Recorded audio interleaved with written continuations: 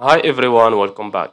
So in this video, I'm going to share with you how you can take a screenshot on TradingView. So just follow me and follow the steps. It's so easy and simple. So first of all, open the chart on TradingView.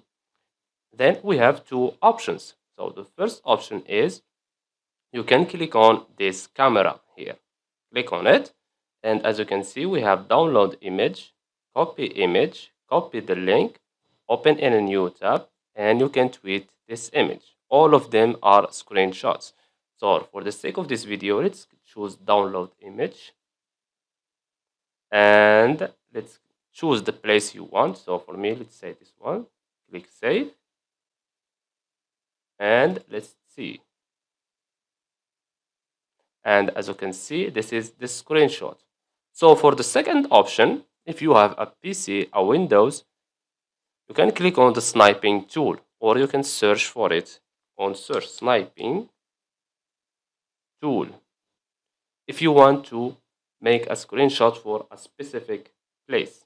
So click open and let's say I want to make a screenshot only here like this, as you can see. Then after that, just click on save and give it a name and choose the place.